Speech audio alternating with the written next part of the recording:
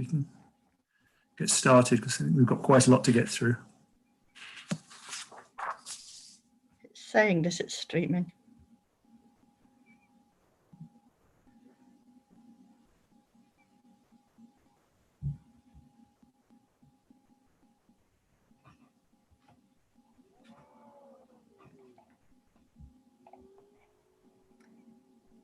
Thank you, Chairman. You're good to go now. Lovely. Thank you, Fiona. Well, everybody, welcome to this virtual meeting of the Waverley Housing ONS Committee. For the benefit of any members of the public who have joined our live stream, my name is Councillor Richard Seaborn and I chair this committee. I'm joined this evening by officers Fiona Cameron and Georgina Hall, who will be clerking the meeting, both from Democratic Services. Housing Needs Manager Mike Rivers, Service Improvement Manager Annalisa Howson, Housing Development Manager Louisa Blundell, Head of Housing Operations Hugh Wagstaff, Head of Housing Delivery and Communities Andrew Smith, and Corporate Policy Manager Louise Norrie will be acting as our scrutiny officer for this meeting. Can I ask all members and officers to remain on mute when you're not speaking, please? Please use the hand raise function within Zoom to indicate if you wish to speak, remembering to click the hand raise button again at the end of your question so that you're removed from the queue. Can I also ask that any questions are kept brief and to the point? We'll be timing speeches this evening, so you will be asked to wind your comments to an end after 4 minutes. And in line with the new Waverley protocols on virtual meetings, I'm going to call a 5-minute break at a convenient point around the 1 hour mark so that we don't, any of us, get repetitive strain injury from staring at the screen for too long continuously. If any members in the meeting lose their connection temporarily, we'll pause to allow them time to rejoin. And if the webcast stream fails, then we'll also have to adjourn until we're able to reset the connection. Okay, so that's the preamble. If we can move on to the agenda, please. Item 1 is the minutes of the previous meeting held on the 28th of September. These were not included in the agenda pack, but they have been available on the website for some time. So do any members wish to make comments in relation to these minutes? Okay, I'm not seeing any hands going up. If not, can I then ask members of the committee to unmute and indicate their agreement that these minutes represent a correct record of that meeting? Agreed. Agreed. Agreed. Lovely. Thank you, members. Next item, apologies for absence and substitutes.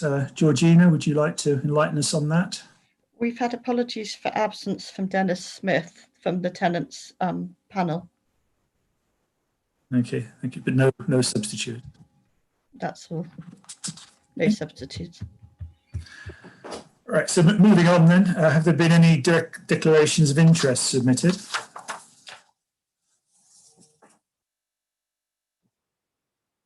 You're on mute, Georgina. Not that I'm aware of. Lovely, thank you. And item 4, have we received any questions from members of the public? Not that I've been made aware of.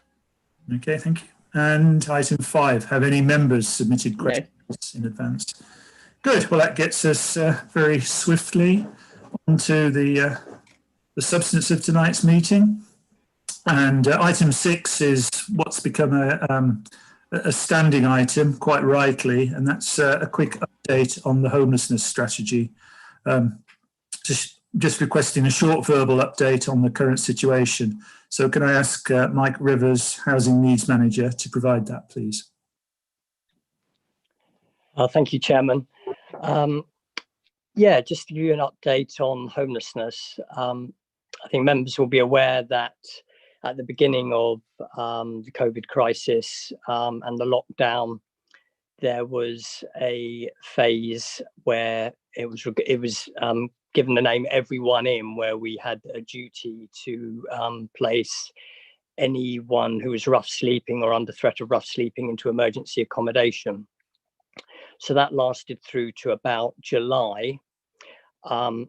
One of the really positive outcomes nationally regarding the Everyone In project was that there were a number of rough sleepers who would engage with council services, and often for the very first time, and then the councils were then able to work with them and get them longer term accommodation. And that was certainly our experience in Waverley. Probably out of about 30 to 35 cases we housed under Everyone In, we were able to provide move-on accommodation for about 21, 22 of those cases, which is really positive.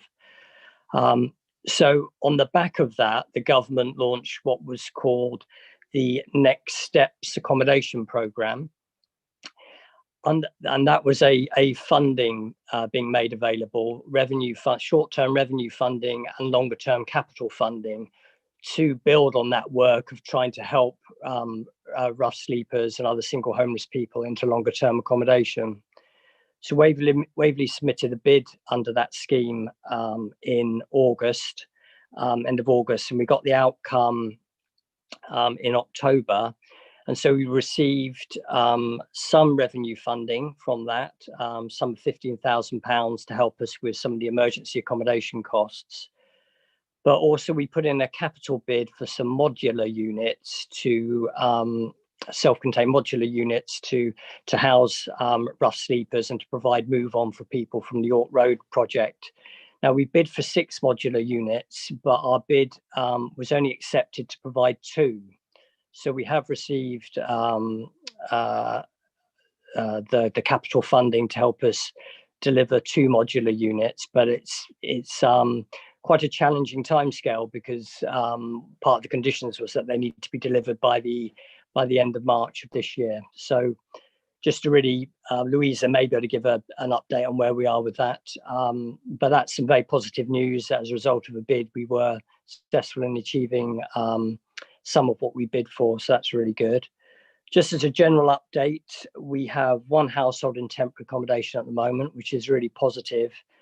The team are continuing to work, amazingly well remotely. It obviously particularly has its challenges because, it can be very challenging for housing options officers to have quite difficult conversations with people, some of whom have got their own challenges to do with mental health and drug addiction and things like that. So the team are doing amazingly well.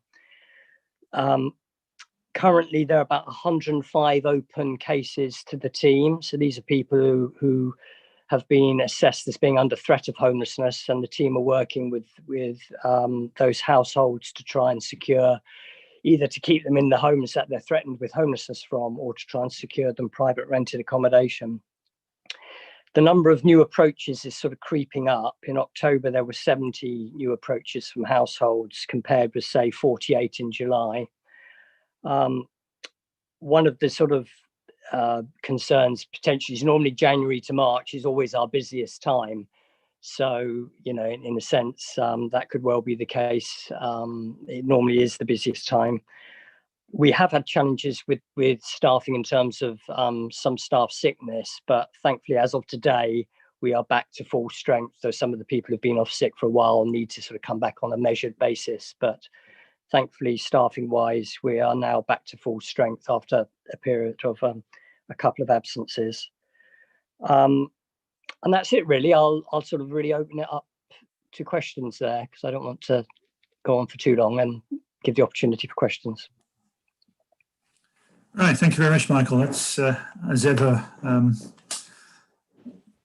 excellent to hear that your team's doing such a good job. Okay, Councillor Keane, would you like to start? Thank you, Chairman. Yes, Michael, could you tell me of the 105, how many of those are long-term rough sleepers, or has that reduced quite well? Yeah, the majority. In terms of rough sleeping, I mean, generally Waverley, we've always reported very low numbers in terms of rough sleeping, and we have just recently carried out our rough sleeping estimate for November. But I'm not able to release the results of that at the moment because they're still subject to verification through a government agency. But the numbers are certainly very low. So of those 105, the majority will be people threatened with homelessness rather than actually homeless. But there will be some rough sleepers among them. I don't have the exact details, but I would be able to find that out for you. But it would be a handful of cases who are actually rough sleeping. It may be that people that with more under threat of homelessness, if they're living with family and friends and they've been asked to leave, or they're in private rented accommodation, though actually those numbers are particularly low because of the restrictions that the courts can't enforce evictions. So actually evictions from private rented accommodation at the moment are very low. But again, one of our fears is once all the restrictions, that obviously we want COVID to go, but along with that will be quite a few evictions from private rented accommodation. I hope that answers some of that. Okay, any further questions? I guess I'd be interested to take up that. Oh, sorry, Councillor Baker wishes to speak, I think. Please go ahead, Councillor Baker.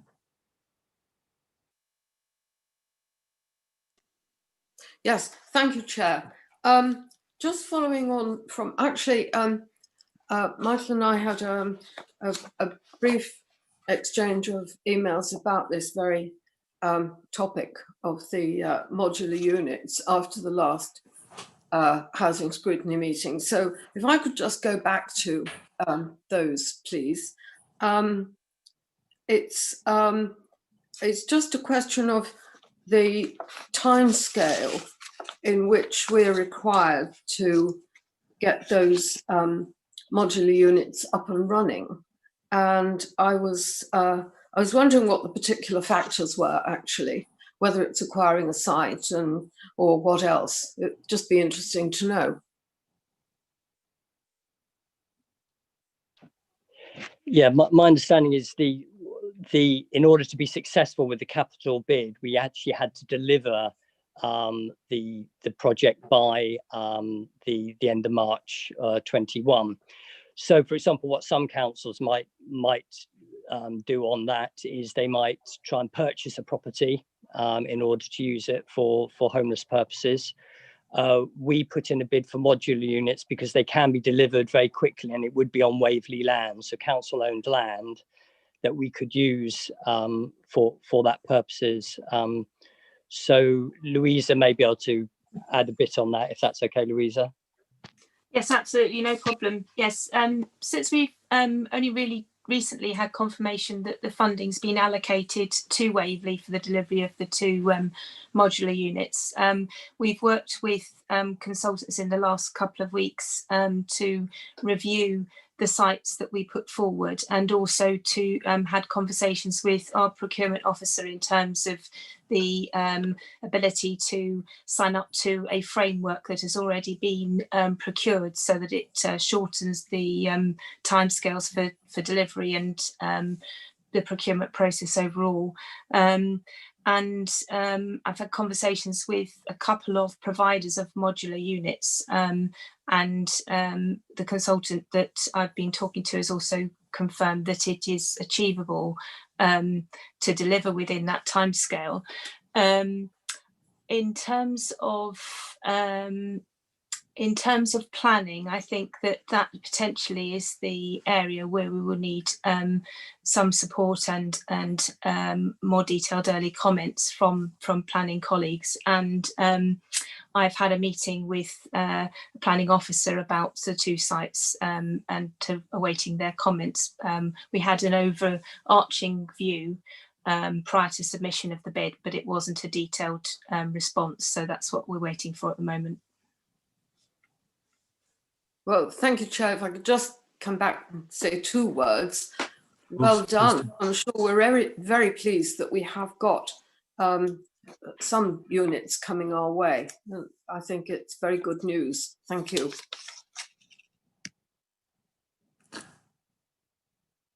Lovely. Okay, well, I'm seeing no further hands going up. I think it would be worth recording in the minutes that the opportunity to acquire these units, these modular units, is a real plus, and it needs to be made to happen. And any support the executive can give in terms of encouraging colleagues in planning to support the necessary aspects would be very welcome. It would be very embarrassing not to hold up our own project in that sense. Beyond that, thanks very much for your time, Michael. Very helpful as ever, and well done. Please convey that to the team as well, as ever. They're absolutely superb. Thank you very much. Appreciate your thanks. Thank you. Right. Moving from homelessness, we go on to antisocial behaviour. Sorry, there was no recommendation for that item. It was just for noting. So we can move on to antisocial behaviour. Have a policy update. And this is on antisocial behaviour as it applies to our council tenants. So Annalise, I believe you're going to give us the update on that. Would you like to go ahead, please?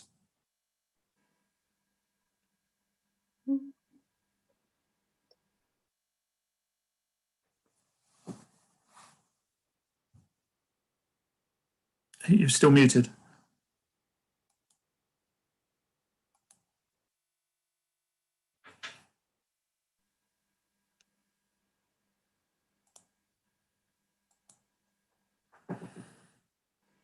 Can you hear me now?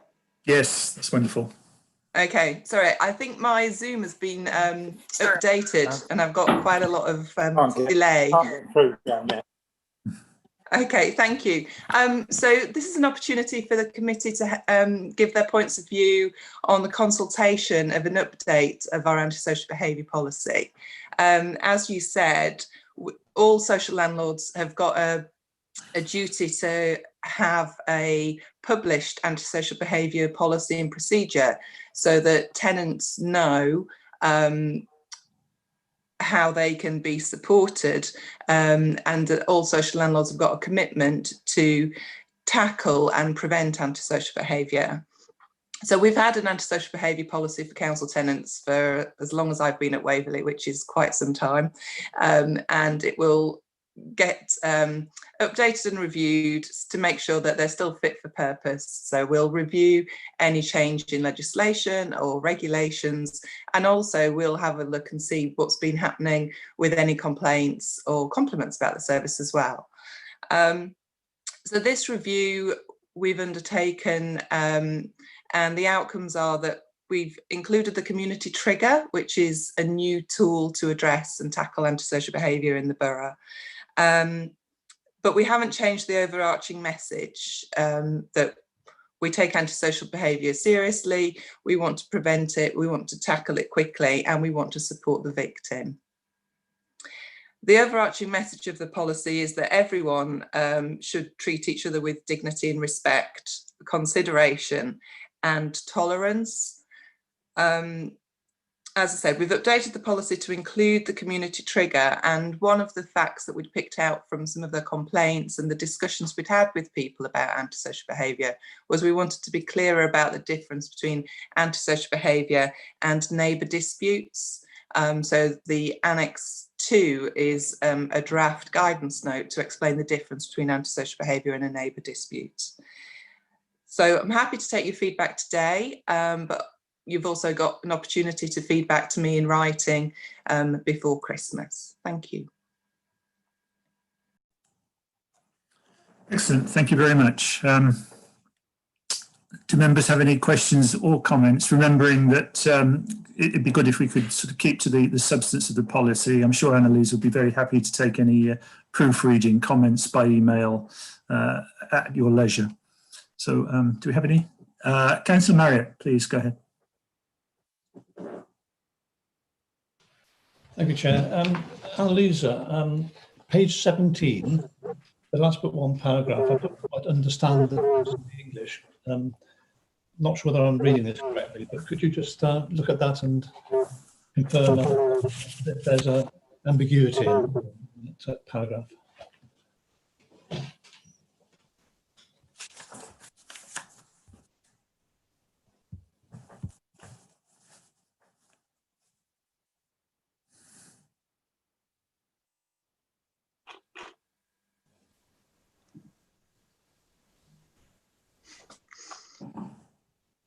Okay, sorry, 17 on the report or 17 in the annex?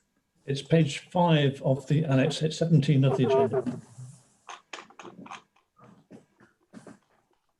Sorry, bear with me while I come up and down.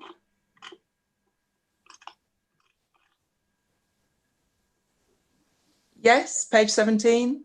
Yeah. Where you say instances of noise from household appliances are excluded where the noise is too loud or amplified, as this would be considered ASB under environmental health. Not quite sure I understand what that actually means or signifies. Okay, yeah, I think that's a proofreading thing, so thank you. I'll take that away and double check that. I think what we're saying is household appliances are generally not a nuisance, but if it's amplified and very loud and at an ungodly hour, then it could be considered antisocial behaviour under the Environmental Health Act. Yes, I wasn't sure whether there were different categories of ASBs, if you like, that was in a separate or different category.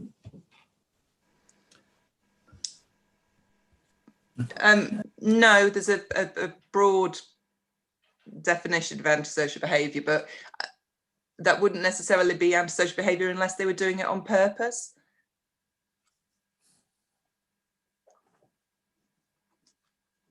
But I'll make that clearer within the policy. Thank you for your comment. Okay, thank you. Have Councillor Ellis next. Please go ahead. Thank you, Chairman. A question, if I may. Areas in Cranley, which were previously quite large properties of Waverley Borough Council, are now perhaps more than 50% privately owned. My question would be, how do we protect or act on behalf of our tenants who are suffering from antisocial behaviour or neighbourhood disputes with people who are living in private property? Thank you. Yes, we would support our tenants in making complaints to the relevant authority, which would be either the police or Waverley with our other hat on, with the community safety element. Andrew, do you want to pick that up? Because I know that's your area now. Thank you.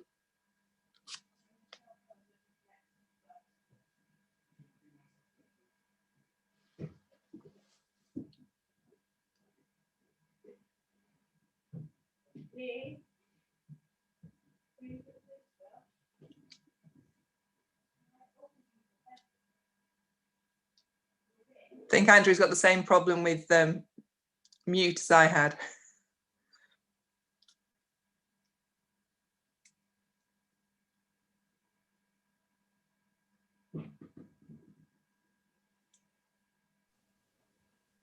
Hello, can you hear me? Can you hear me now? Yes. Yes, thank you, Councillor Ellis. That is a good question. Certainly, as Annalisa says, we would support our tenants in reporting. Usually the first instance would be to the police, and then possibly to community safety or environmental health. That would then come if it was a serious and ongoing issue with an owner-occupier or private tenant, somebody who isn't our tenant that's causing our tenants nuisance and social behaviour. That would come to our community harm and risk management meeting, which I currently chair. A number of agencies will be around the table to try to resolve that. Equally, if our tenants are causing issues to others who aren't our tenants, and we've got one or two quite serious cases of that at the moment where we're having to do it the other way around. So again, supporting tenants and also supporting owner occupiers under the auspices of the corporate and also the housing ASB policies. I'm going to leave my mute open because I had the dickens of a job to unmute myself. Yes, seems very wise. Very good. Okay, is that a satisfactory answer, Councillor Ennis? Yes, thank you very much. Excellent. In which case, Councillor Cole was the next hand up. Thank you, Councillor Keane. On page 17, page 5 of the report, it says that personal dislike doesn't count as an ASB. But of course, under 212 later on, it says that it deals with hate crime.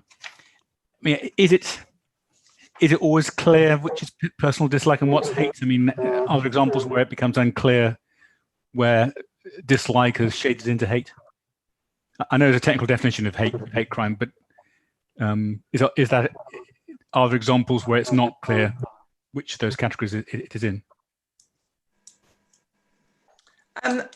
In my experience, it's been quite clear, the difference between somebody disliking somebody and then somebody acting, escalating it into hate crime. I think with all antisocial behaviour, we need to be very thorough in our investigation and understanding of the issues, and if there's any background that we need to consider. Unfortunately, quite often with antisocial behaviour cases, there might be two parties who are both suffering antisocial behaviour but are also both perpetrating antisocial behaviour. So each case is looked at individually, and we will be, we take them as on a case-by-case basis, but we'll bear in mind all the factors and look at any particular reasons why they may be acting in that way when we're promoting people to be tolerant of each other and neighbourly. Thank you. Okay. Right, I've got Councillor Goodrich next, and then I'll take Councillor Keane. Thank you, Chairman. I'm having trouble with my Zoom. I don't know if you can hear me. We can hear you. Can I say how much I think, how good the report is, and also how good I thought Annex 2 was, explaining in layman's terms what is antisocial behaviour and what is not. I think it's excellent and easily understood. What we don't know is how our previous antisocial behaviour policy compares to the current one. I haven't looked on the website to see if I could do comparison, but I presume this is more or less a total rewrite as distinct from changing some paragraphs. It is always helpful to have track changes if one's looking at a policy that's been changed, so you can look at the changes. I've got one typo which I will send an email to Annalisa, immoral rather than immoral, but I'll deal with that. It's on page, I think, paragraph 2.2 in the middle of the page 5, I think it is. Anyway, I'll send it to you. Thank you. I wanted to say congratulations on an excellent policy and an excellent explanation in Annex 2. Thank you very much. Nice to hear. Excellent. Councillor Keane, would you like to? Thank you, Chairman. Well, actually, Councillor Goodrich has said exactly what I was going to say as well, that it is a very, very fine report. And for anybody who doesn't understand the difference between ASBOs and civil disputes, it's brilliant. So well done to the team. One thing that I wanted to ask you, noise transference. This is on this is page 5 and page 17. Noise transference due to poor sound insulation.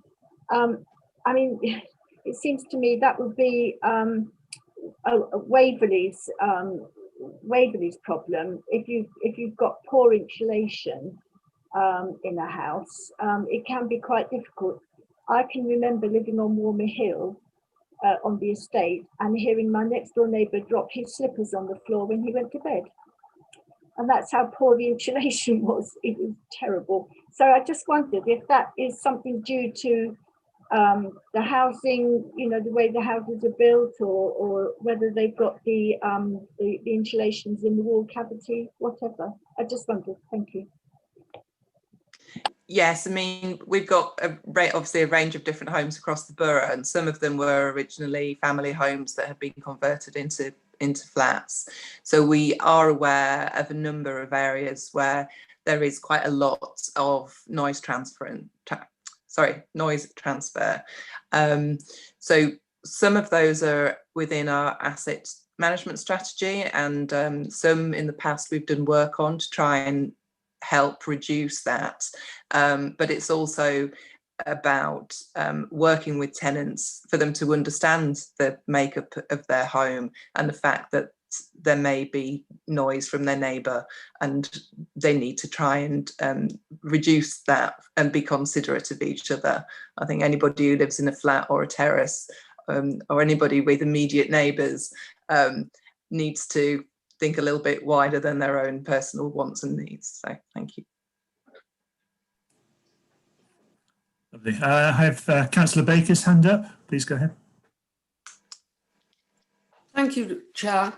Well, I would just like to support Councillor Keane in what she said about insulation in converted properties that we house tenants in, because I have had complaints about the insulation, and there is really a problem, and I don't know whether it's been solved yet, of floor insulation, so that those below a flat which has been has been made out of a first floor bedroom or something like that, there's a problem with the sound beneath. So I'd be more interested in taking that up actually outside the meeting with housing officers. But there was one perhaps tangential point that I wanted to have an answer on as regards victims who have to go to court, because I had occasion some years ago to accompany somebody, really because I had been formerly a Waverley councillor, to court with regard to an injunction in case of domestic abuse. And I was just thinking, if I was needed to help somebody in that way now that I'm a councillor, would that be regarded as appropriate or a problem? And I think it might be a legal question, but I just raise it because it occurs to me. Thank you. Okay, I think I'll need to pass that to the Democratic Services and get a response for you. I guess the answer would be whether you were supporting them as in your capacity as a councillor, or whether you were supporting them as a capacity of an advocate or a friend. But I'll make some inquiries and get back to you, Councillor Baker. Thank you very much. That's most kind. Good. Okay.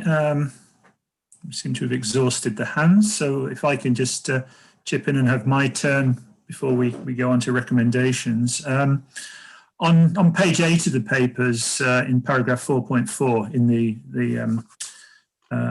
preceding report, it's stated that we don't have a big ASB problem in Waverley. I just wonder, do we actually have any benchmarking against which we can compare ourselves to support that statement that we don't have a problem? Yes, we've for social landlords across nationally. So we'll be able to give further information. Hopefully, I was planning to give you an update in 6 months' time on antisocial behaviour in the borough within council homes, and we'll be able to put that benchmarking information in then. Excellent, that'd be really useful. Thanks. And then we need to make the distinction that there certainly isn't very much necessarily within our housing stock, but wider in the borough, it's an increasing problem. So we need to make sure that we're just clear that this is a policy that refers to our housing stock and our tenants, not the whole borough, because there is an increasing ASB problem, which I think came out more in the community ONS meeting last week. So we just need to make that distinction. Yeah, and that actually talks exactly to the second point I wanted to make. so the policy is very much around our council-owned properties and our tenants, but there's a continuum between tenants causing antisocial behaviour to other tenants, which is absolutely covered by this policy, right the way through to non-tenants causing antisocial behaviour towards non-tenants, which absolutely isn't covered by the policy. And I just wonder whether it might be helpful somewhere towards the front in the introductory part of the policy to just try and put in words the extent to which this applies. So I have a case in my ward at the moment of a couple of our tenants upsetting their next door neighbour, and I get approached on that. And who is not he owns the house next door. Is that covered by this policy, or is that by the broader one? You don't have to answer that, but I think it would be interesting to put in the policy a very brief description of the extent. What is the point where this stops applying, so that we don't waste our time quoting things that are not relevant. Because you've taken the trouble to explain to us that this is in relation to council housing, but actually it should be in the policy. We shouldn't need an officer to tell us every time we pick it up. So that's one suggestion. And then I think it was Councillor Baker who also raised the question of what happens if members get involved in any of this. And again, there's nowhere in this which actually states the role of members when antisocial behaviour comes up, or just a warning, it's not your business, keep out of it. It's for officers and for the external agencies to handle. But again, I think, just a paragraph saying that, members should by and large not be involved here. But equally, we don't want the embarrassment of finding out about serious antisocial behaviour issues from third parties. If officers are aware of a problem in a particular ward, I think it'd be better to hear it from the officers rather than third parties confronting us and then telling us that, and we have to respond by saying, "Oh, didn't know about that." Does that seem reasonable? I'll pass that back to Annalisa to comment on. Yes, that's great. Thank you. I mean, that's why it is a consultation document. We try and think of everything, but everybody's always got another idea. So it's good. I can take those on board, and just to be clear about the roles of the councillor, and also where this policy fits and how it fits in with the corporate antisocial behaviour policy. So thank you. Excellent. Good. Right. Okay, I'm seeing no other hands. So the recommendation is that the committee pass any suggestions and comments to improve the policy to officers for consideration in the final policy document. So I think we've done that, and we've been listened to, and there have been some good comments. So thank you for that.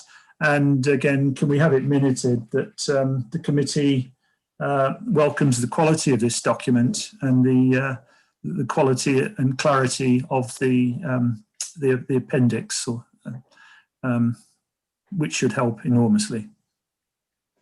Okay, so if that's clear, the next item is the tenant involvement strategy. So excuse me for this, I believe that Annalisa will lead on this item. So Annalisa, tenant involvement strategy, would you like to go ahead, please? Thank you. So again, this is another strategy that was due for renewal. Sorry, I need to catch up with myself. So it's really important for us to have a tenant involvement strategy. We need our tenants to help co-regulate the service. We need to know what's working well, what's not working well, and what's important to them. And we can only do that by actually liaising and working with our tenants. So the latest strategy was up for, we renew every 3 years. So we've come to the end of the current strategy, and we've again considered regulatory good practice, any legislation changes, what's worked well, not worked well in the last 3 years, and drafted a new strategy for your review.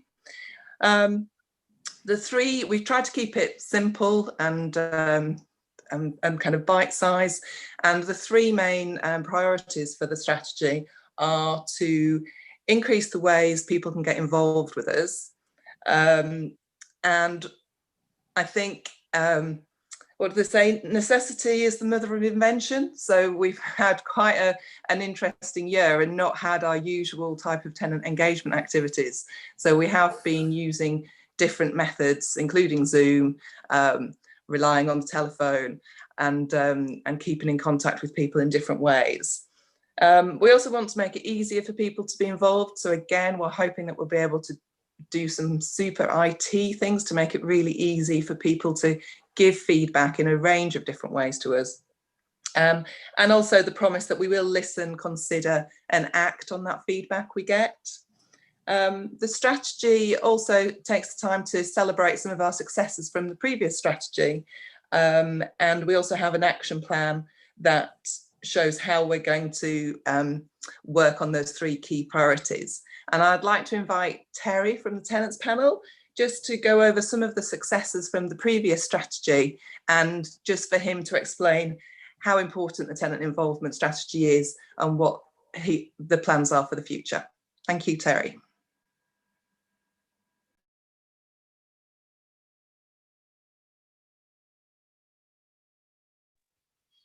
Thank you, Annalise.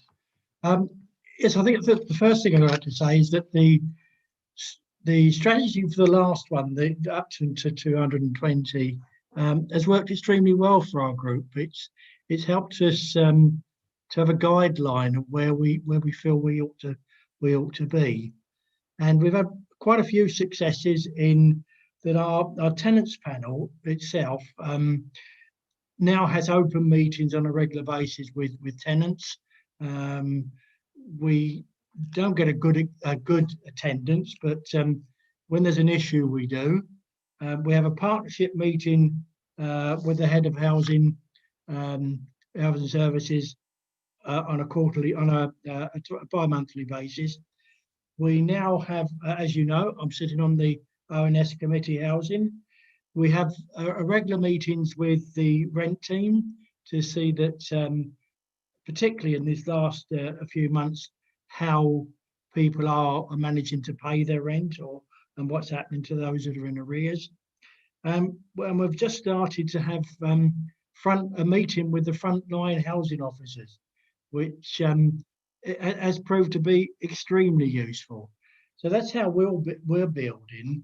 But I'm also aware that there are other groups within Waverley that are doing voluntary work on tenant involvement, and that being the scrutiny group.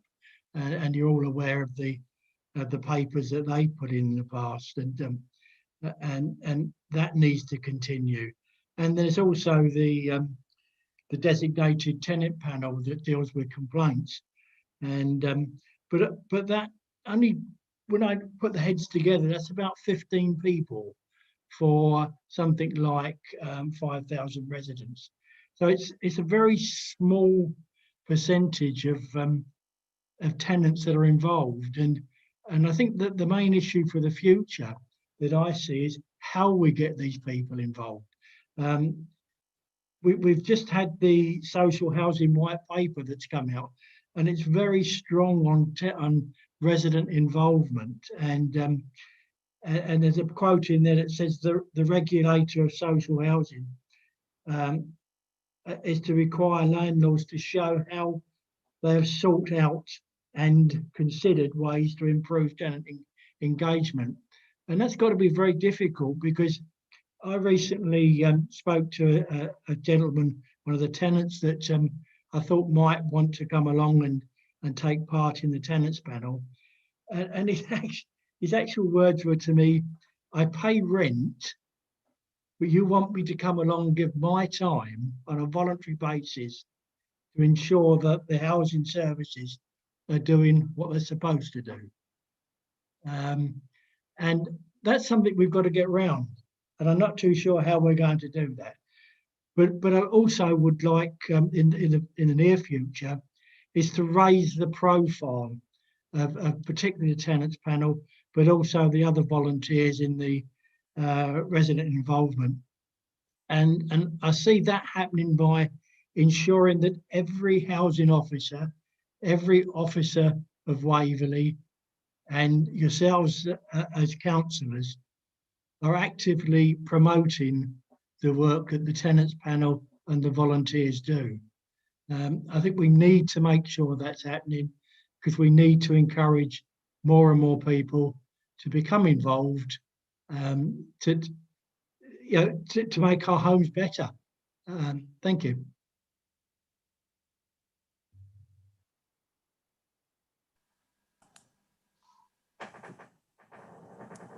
Thank you, Terry. Thanks, Terry, that was great. So as I say, this is a consultation document again for you. There's an opportunity to give your views, suggestions, typos, because I always leave some in for you. And as I say, it's really important for us, because we want to continue to work with residents, and we really are looking at, you know, the thrust of making it easier to get people's feedback. And in a brave new world with new technology, we're really hopeful that we're going to be able to do that. I'm happy to take any questions. Right, members, over to you.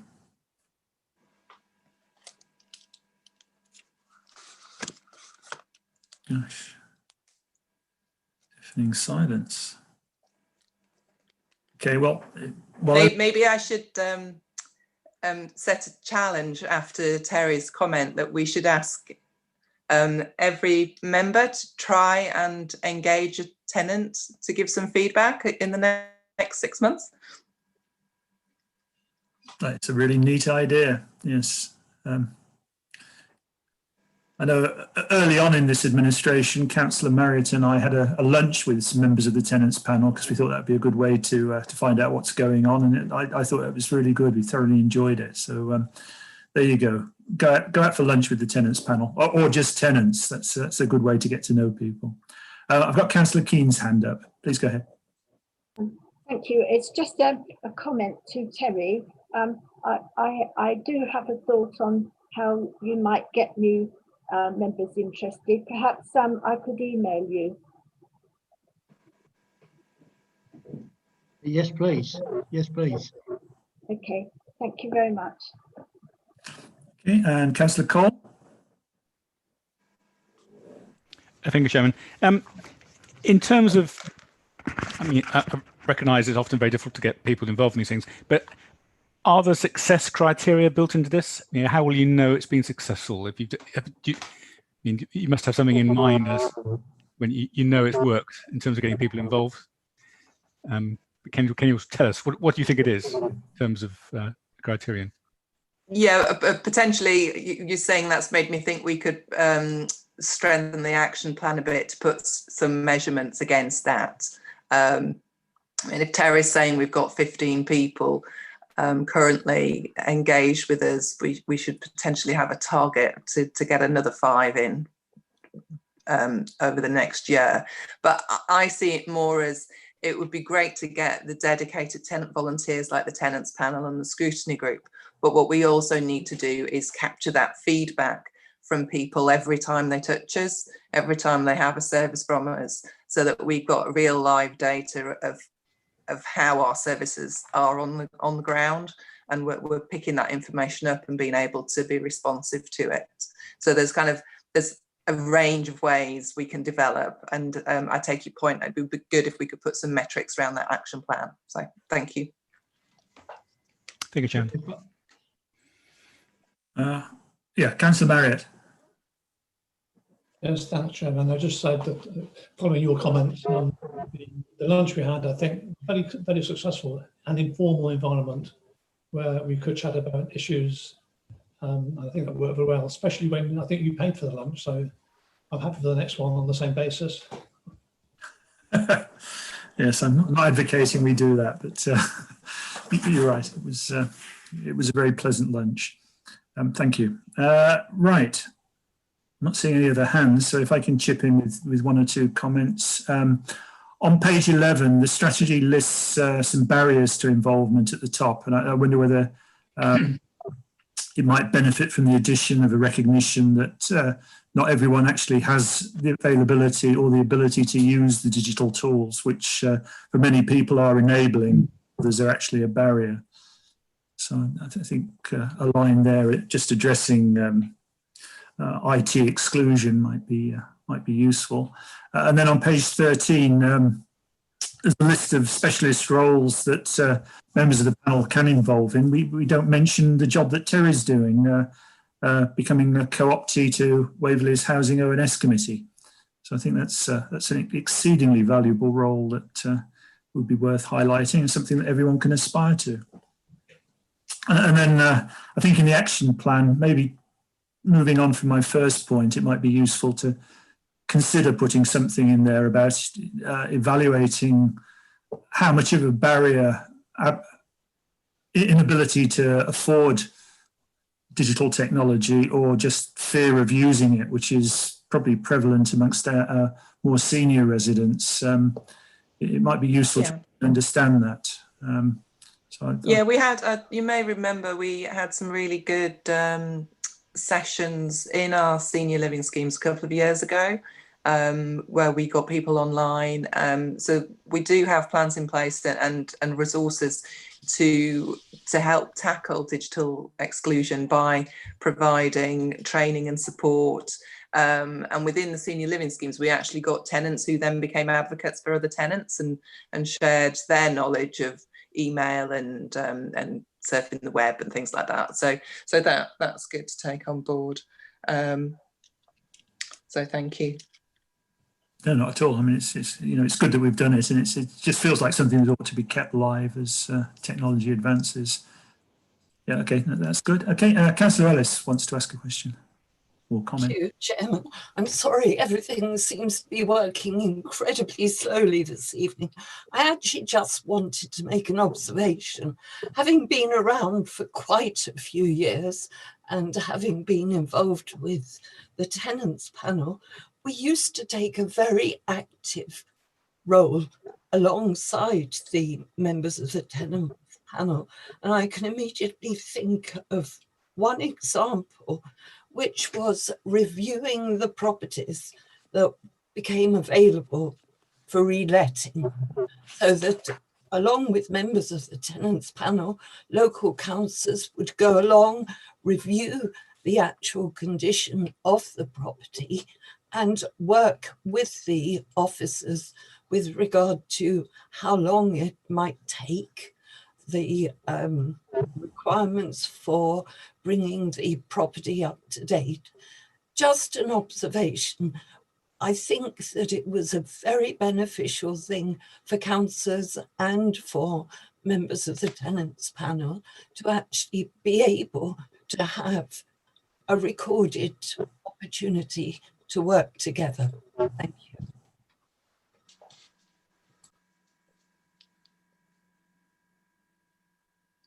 Okay. Do you wish to comment on that, Annalisa? Just to say thank you. I think, as you say, some time ago when we did that, and I think that was potentially when we had a very poor relet performance. And then since that, the work that was done by that group and members did result in, you might remember, we did get quite good at relet performance a little while ago until we hit COVID again. So one of the reasons we stopped doing that was because there wasn't the need, because we had a very clear void standard that was being adhered to, and also to try and ensure that we were working as swiftly as possible, because if we were waiting for members and tenants panel members to visit a property, then that was adding an extra delay. But it's something we could consider. We're looking at whether we can do photos and videos of properties, so that would be something you could review in a different way rather than physically going to properties. But I would just wanted to say thank you. One of the good successes that we had in the last 3 years was the celebrating 100 years of council housing, and I really appreciate all the members who came to those events, because I think that was a great opportunity for members and tenants to get together and meet each other and share experiences. So it's just a shame we've not been able to do any more of that this year, because the tenants panel were keen to have celebrations, because they've been around for 25 years this year. So hopefully come 2021 and we've got a vaccine and we can start meeting in public again and meeting face to face. we should be able to pick up some of that softer engagement activities and meet people and really build rapport between the landlord and the tenants. Thank you. Terry, go ahead. Okay, if I could just say, sorry, the voids, as far as I'm aware, they were stopped because of that time lapse that it put a delay in houses becoming available, I think, getting people together. And we will be celebrating our 26th anniversary next year, as we would have done the 25th. Maybe a bit better than we were. We comment about from Councillor Cole about how can we measure whether we're successful, particularly as a panel. I mean, my main target at the moment, we have a ceiling of 15 members that could sit on a panel. We currently have 9, and we're struggling at that, and that is possibly going to drop again very shortly. But if you took the average age of our panel, it is quite high. But we need to be targeting those that have recently moved in with young families. They're the people we want to target, and they're the people we want to get in. Thank you.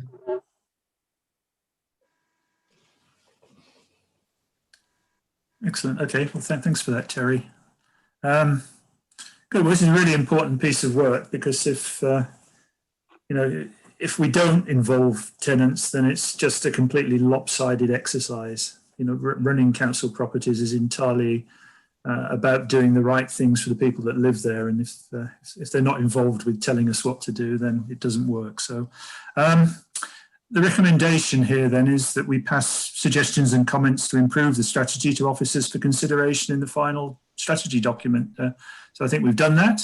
I don't think there's anything else to say, except I guess I would like to commend the last two officers, the last two items. I would like to commend the housing service teams for going about this in the right way. I've been involved in other overview and scrutiny committees where material such as this comes to the committee and we're told in 2 weeks' time it's going to go to the executive. And you make comments, perfectly good comments, and they don't get included because there's just not time to do it. Whereas this process of engaging us nice and early, listening to the feedback, getting us to do a bit of the proofreading, and then incorporating it and turning out really good documents before they go anywhere else is exemplary. So well done, the housing team, totally commendable. We're coming up to an hour into the meeting. We've still got some fairly meaty things to get through, but I'm going to adhere to the new digital policy and suggest that we take a 5-minute break and reconvene at 8:05. So coffee and anything else you need to do for 5 minutes. Thank you.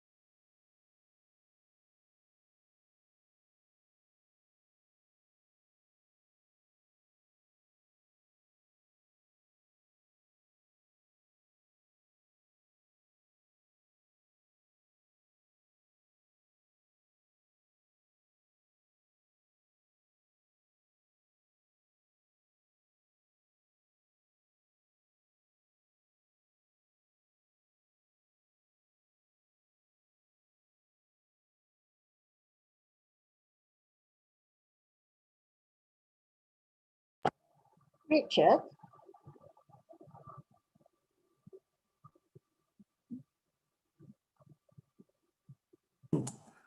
Yep.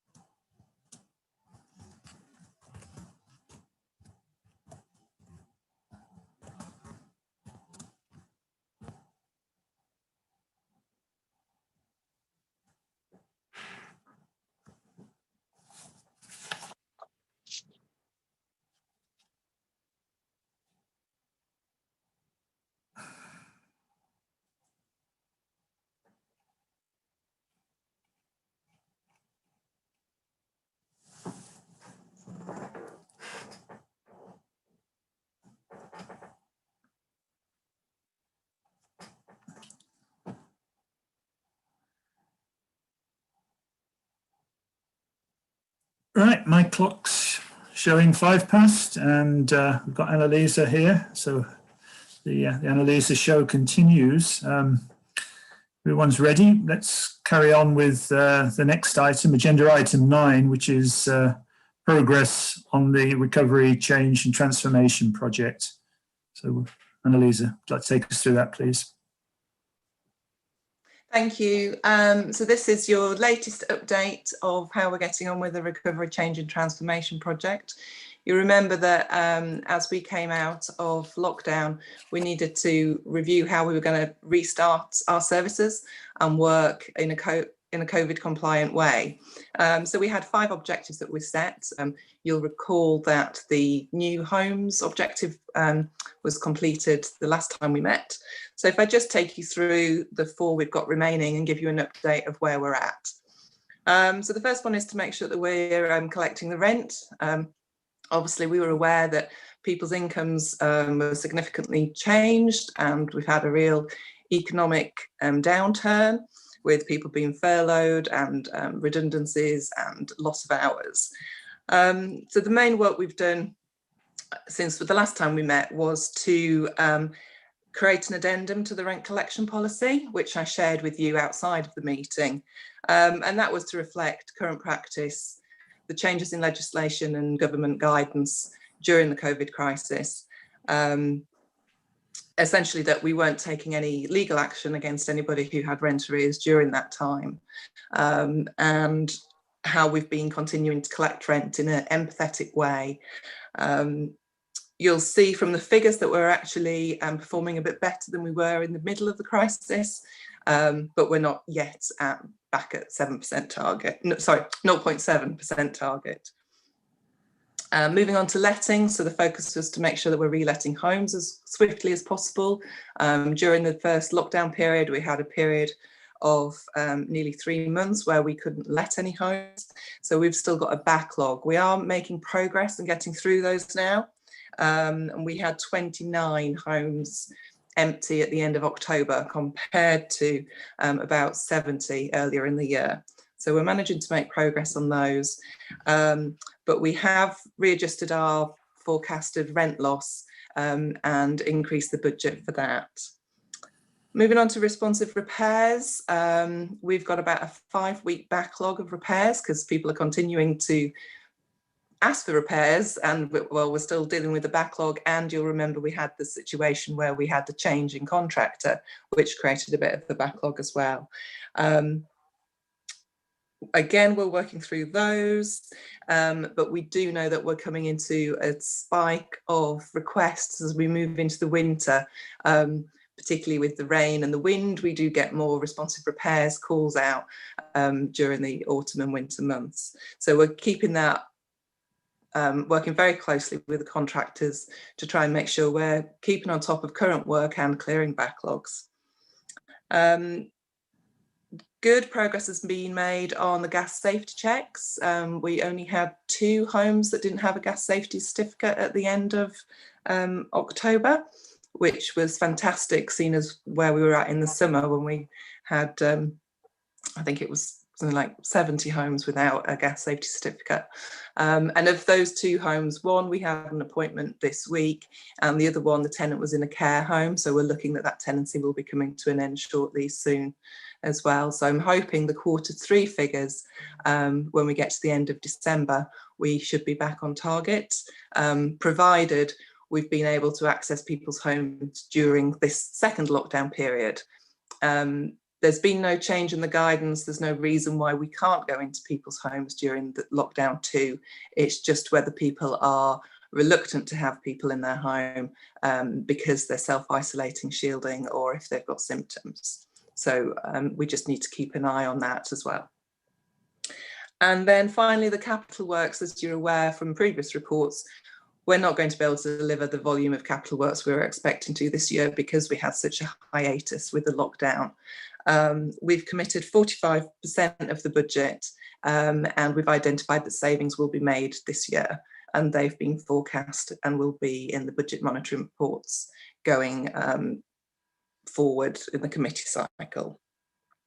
So in summary, it continues to be a challenging time. Who knows where we're going to be next week when we hopefully come out of lockdown, but where we've adapted our processes, we've got safe ways to work in people's homes, we're giving people the reassurance we can, and we're progressing to try and get back to business as usual next spring. Thank you. Excellent. Thanks for that update, and welcome to the team for soldiering on under very, very difficult circumstances and getting some good outcomes. Councillor's hand went up almost immediately you started speaking. So, I was trying to get in early, Chairman. Yeah, there you go. Please go ahead. Just 2 points. The first I hope is trivial.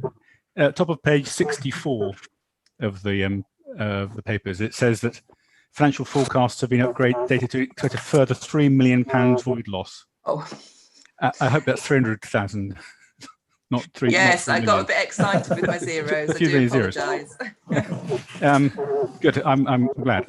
The other point is, I mean, the report talks a lot, of course, about business as usual being reachieved. Is there anything where you think business as usual can't be reachieved? Where things aren't just slipped to the right, they actually end up in a different place?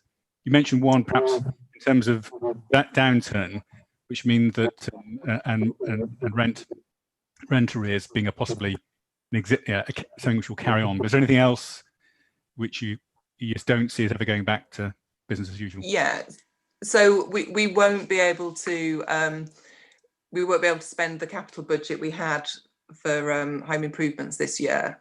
And so we're not going to be able to recover that. We've just got to readjust the programme and then reset it for next year and hope that we'll be able to increase the work we do next year as well.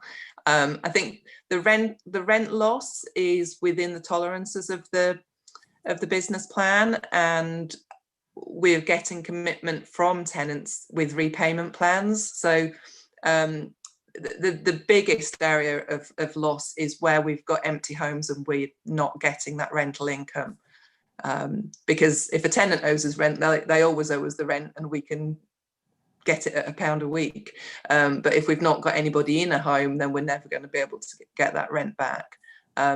So that's why we're really focusing on trying to make sure we get all the homes re-let as swiftly as possible. But it has been challenging and it will continue to be challenging. I don't think we'll be back where we were until the spring. Okay, but in general, you think that we will get back? Obviously, there've been losses, but in terms of service to tenants, in terms of what the plan going forward is, we can get back to that point pretty well without any. You can achieve your goals, but on a longer timescale. I hope so. Yeah. Okay. As I say, but who knows what's going to happen at the end of the second lockdown, and I'm always optimistic. I'm hoping that the vaccine will mean that we'll be able to meet people and work normally. But we have taken the steps, and we've got new ways of working. So we've got a new business as usual, making sure that we're working with people and going into their homes safely. Okay, thank you, Joan. Okay, I'm not seeing any other hands up. No one else got comments? It's a very clear report, so maybe clarifications aren't needed.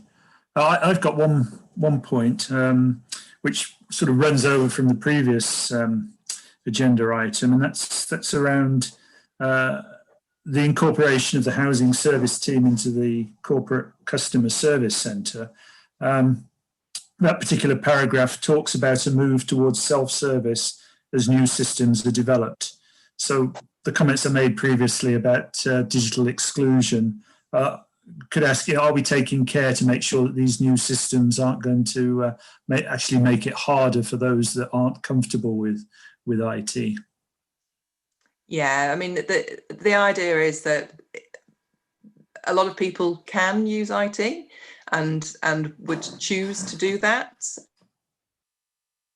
You can free up resources for those who can't use IT, and we can spend a bit more time with them.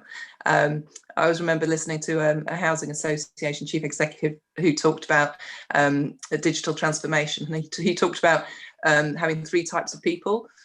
He kind of equated it to swimming. So you had some people who could swim quite happily and didn't need any assistance with working digital apps or recording things online.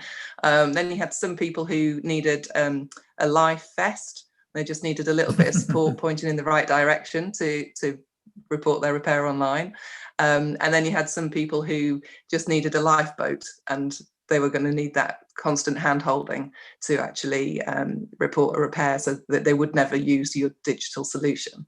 And people can move in and out of those 3 areas, but the idea being that we know we have 3 types of people who need to access services from us, and we want to make sure that we're providing the most convenient service for them and support where people need it.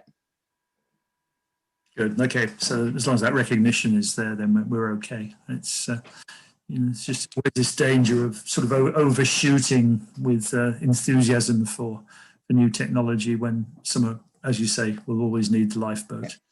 Okay. I'm sure we'll always have a phone line. Councillor Keane, please go ahead. Yes, so just, Annalise, can I just ask you, obviously that will work the same for people that are looking to do swaps and that.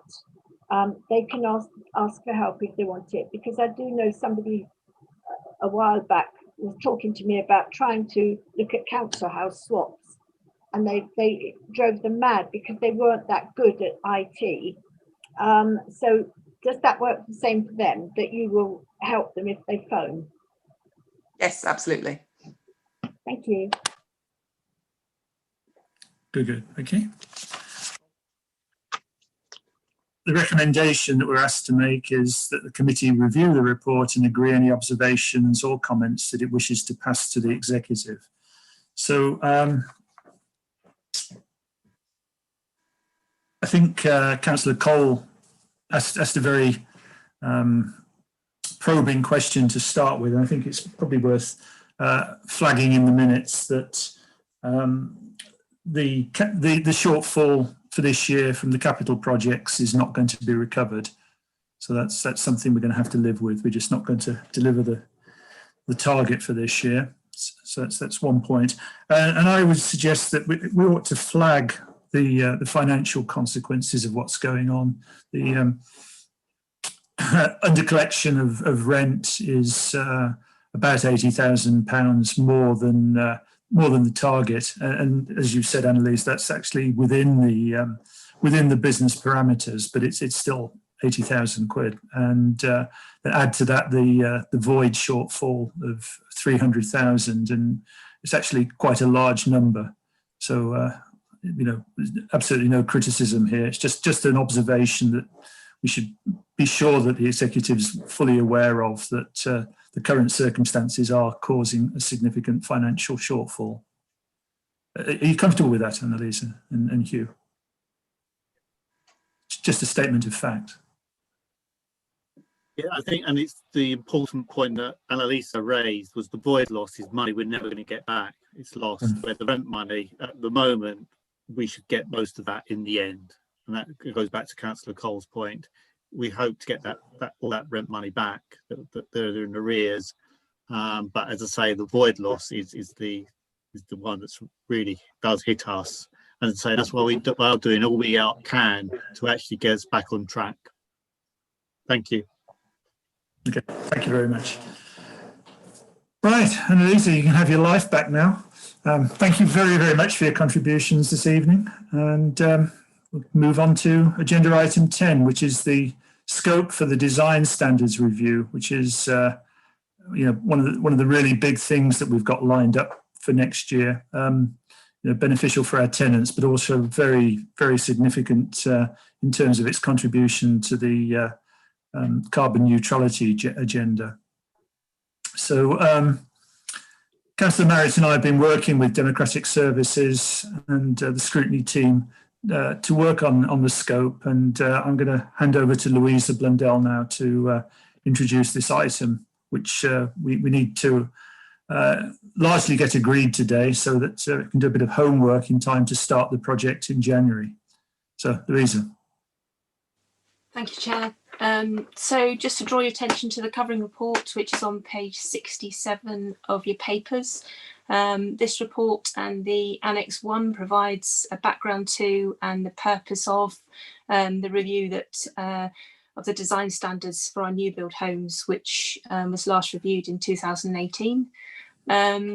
It also sets out how this review links to the corporate strategy and the wider aim of becoming a net zero carbon council by 2030.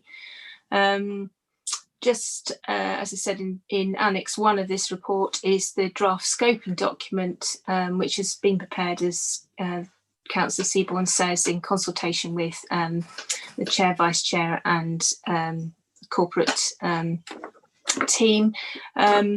And within that draft scoping document, I'd particularly like to draw your attention to the points raised in 9 and 10, where the focus and objectives of the review are set out. And really this evening, we're welcoming any comments on these points and any others within the scoping document ahead of hopefully seeking your approval for the sign off of this draft scoping document.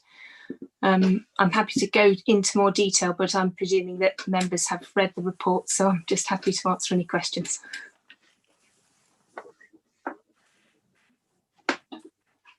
Okay, so the floor is yours. What I would add is that the officers made it very clear to Councillor Marriott and I that there's going to be a lot of technology involved in this this piece of work, and so we've been encouraged to at least get a core of people with a reasonable strength in technology. So I approached Councillor Cole, and he's very kindly offered to join in the team. And Terry has very kindly offered to represent the tenants panel as well, so they will be added to the list. Councillor Cole, you've got your hand up. Please go ahead. Yes, yeah. I was just in the paper. The membership of the group is. It says to want. Membership of the group once confirmed. So when does that membership get confirmed then? Because my name is not there, and so who are the members you are proposing in that case? Right. Okay. So people I've approached, apart from the people on that list, is yourself and. Yeah. If you haven't sorted out, but you're not asking us to confirm membership tonight because it's not presented here, or are you asking us to confirm it? No, that's not an absolute. Yeah. Okay. If this is not, I wasn't clear whether this paper was to be confirmed now as written. If you're saying that you still are negotiating, that's fine. I'll leave it to you to negotiate in terms of. I think apart from those details, there's also the question that I've been chastised by officers for gender bias in the names that I've pulled together so far. Well, I was going to say that as well, actually, myself. Yes, yes. To which my touche is in section 6 of the report, where you'll actually struggle to find a gentleman amongst the officers. But I noted that also, yes. But I don't think this isn't really an argument we should be having. The intent is to get the best people possible, but equally, I think it's quite right. We ought to be looking for at least one lady volunteer, if not more. And but you said you are keen to start this directly in the new year, so presumably you'll be stabilising the membership by early in the new year. Yes, absolutely. And the other thing is that a chairman needs to be appointed to drive this forward as well. It'd be totally inappropriate for me to chair, not least I chaired the last exercise of this type, and therefore I'm highly likely to have preconceptions, which is never good for a working group. And this working group has to report back to this committee as well. So it would be not good for me to be reporting back to myself. So I will be looking for one of the members of the committee to step up as chair. So apart from that aspect, I've got Councillor Goodrich and then Councillor Ellis with hands up. So Councillor Goodrich. Thank you, Chairman. This seems a good document. I think with the addition of Councillor Cole, you've got then 5+ officers. I would have thought personally that that's probably enough. But I would have thought if we add Councillor Cole onto number 4, I'm very happy to approve it. At the end of the day, you want the best people to do the job, regardless of background. To be honest, male, female, or whatever. If those are the best people, then let's go ahead with it. And as you say, the male councillors and the female officers more or less balance each other out. Yes, okay, very wise perspective. Councillor Ellis, please. Thank you, Chairman. I just wanted to make an observation. Having been a member of the previous committee that looked into this matter, I just wanted to say it was incredibly interesting and a very, very worthwhile review. I'm surprised it's come around quite so quickly, but for people who have the time and the interest, I would say it's very interesting and very worthwhile being a part of it. Thank you. Thank you for those comments. Yes, if I can maybe expand on why it's come round reasonably quickly. This is largely driven by the carbon neutrality agenda. The previous committee reviewed the possibility of building some passive house standard homes. At that time, the decision was made that the incremental cost at that time in the development of passive house was possibly not acceptable.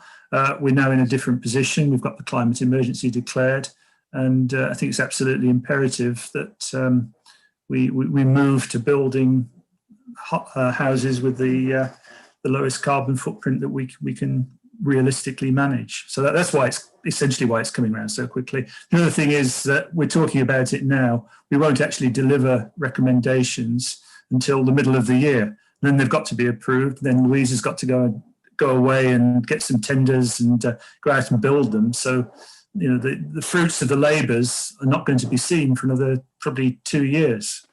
But that is the exciting thing about this committee, this particular exercise. You do get to see the fruits of your labours. So what we did 3 years ago, you can now go up and inspect at Oxford Ridge, which is nice.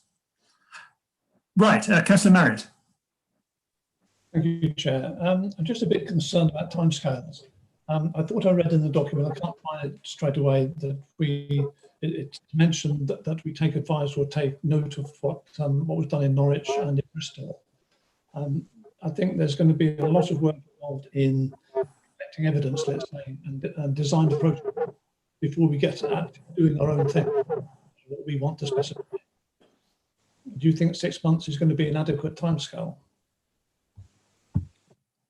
I think we have to make it happen because this could be an enormous project. But having been through a similar exercise before, useful results can be delivered in that timescale, and I'm pretty sure we're not going to come out with unique answers for a lot of the problems here. So it's going to be a question of identifying options and making proposals to test those options out. For instance, ground source heat pumps, air source heat pumps, more efficient gas boilers. What's the right answer there?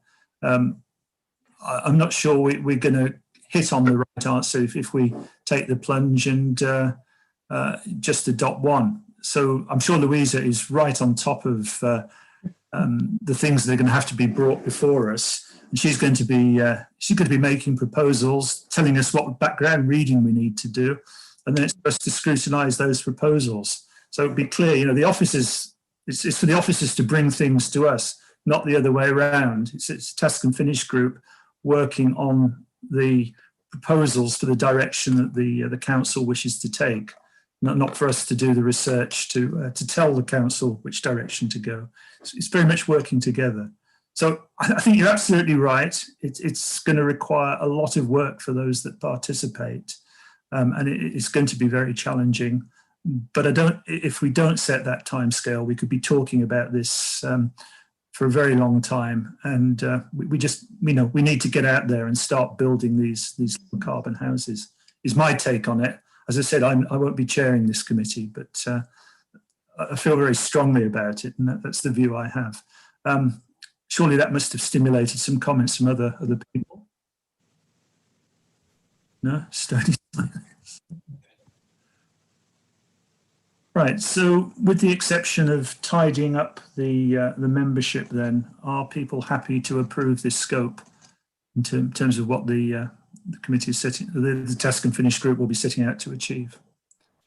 Okay. Got one. Agreed. Yeah. Agreed. Agreed. Okay, that's excellent. Thank you very much. In which case, we move on to another strategic item, which is the corporate strategy.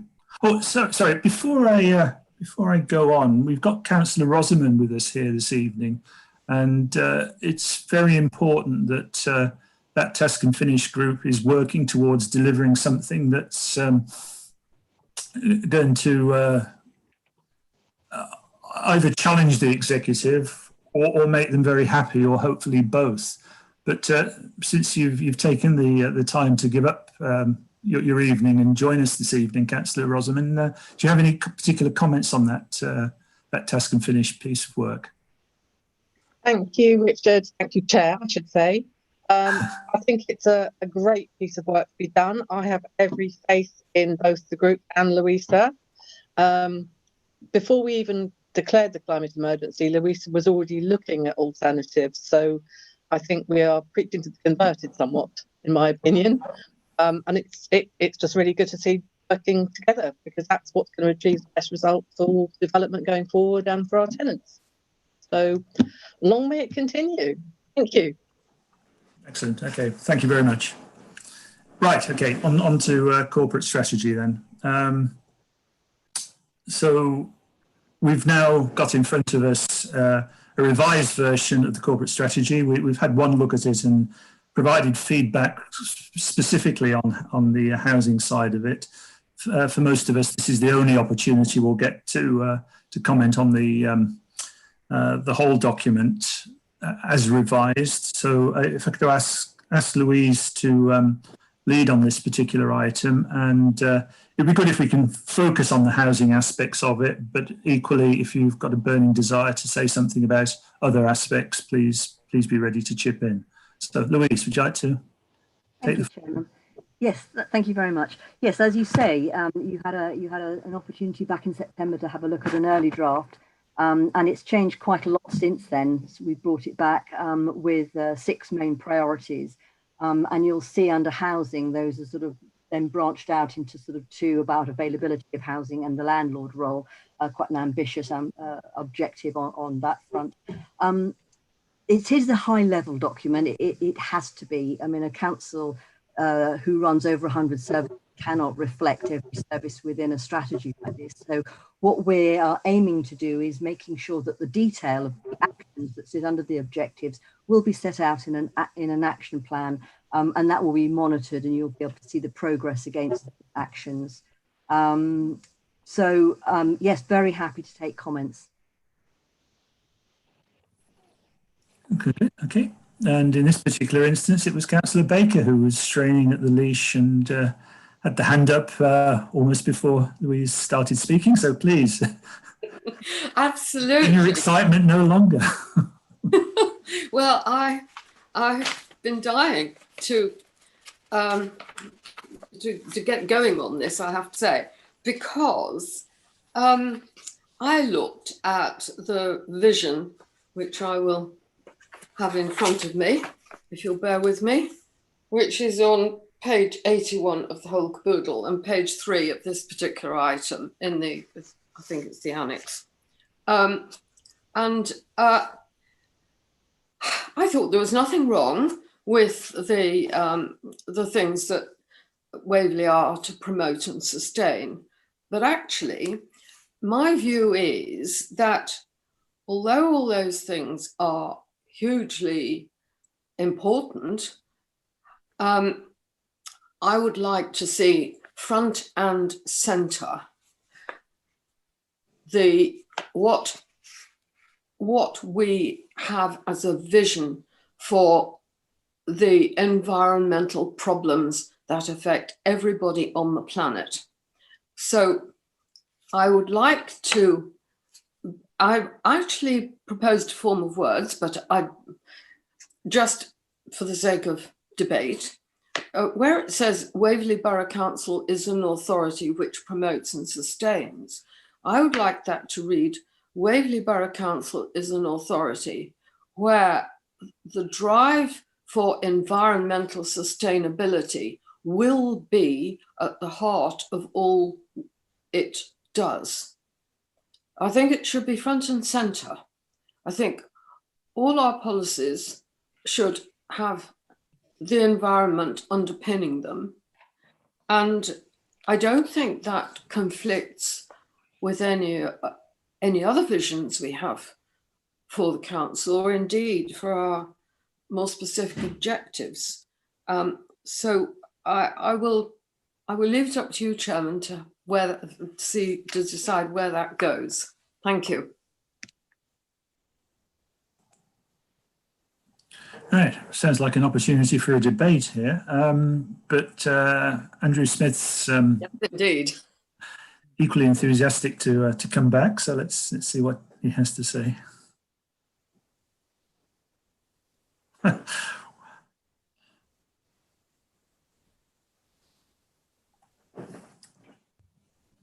You're not alone, Andrew. I've had trouble with my mute button as well.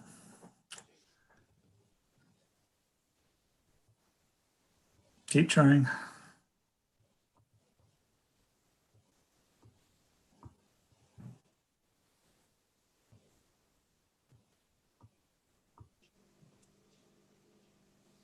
Can you hear me now, Chairman? Yes. Yes, just really to point out, Chairman, if I may, that under the subtitle Good Quality Housing for All Income Levels and Age Groups, in the first paragraph there, we will achieve this by delivering Waverley's new housing strategy. So last time we came to ONS, Alice Lean was on the call, and we spoke about the production and hopefully adoption next spring of a new housing strategy. This committee will play a vital role in seeing that from early doors. So although the housing objectives are quite high level, they're less high level than they were, and I'm very pleased about that. There's a little bit more detail there, and that will be unpacked in the housing strategy and its consequent action plan, which will be reviewed and refreshed every year. So just so the committee knows that it'll have the chance to scrutinise the objectives in terms of housing delivery, homelessness prevention, etc., in much more detail as we move through. Thank you. And Louise, Thank you, Chairman. I was just going to sort of echo what Andrew was saying there, that when we present the strategy, obviously it will be on our website, we will be putting hyperlinks in where other action plans exist so that people can sort of drill down into detail and be signposted to where that is. Okay, thank you. So Councillor Baker threw out a bit of a challenge. Does anyone else wish to comment on that? Are members of the committee in agreement? Because she's expressed an opinion on our behalf.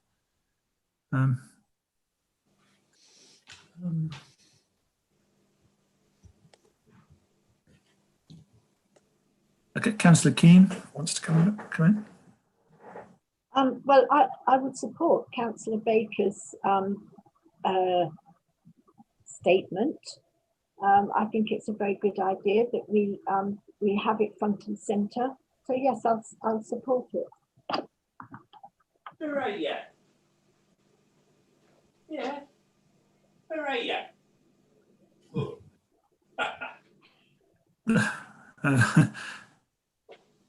So, someone who's not muting effectively.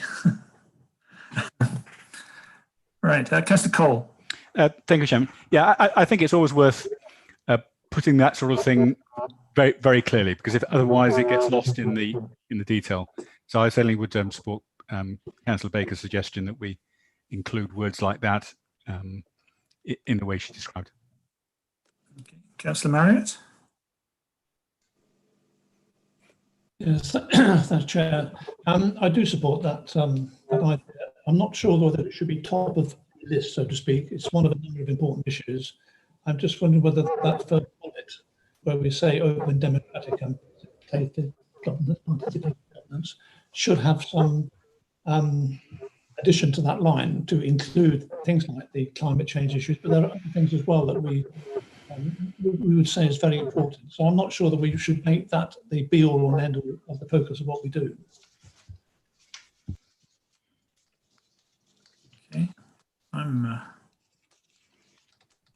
busy trying to pass this to other people to resolve. I sort of have sympathy for the sentiment without necessarily wishing to see it reinforced quite as strongly as you've put, but there seems to be a mood. Okay.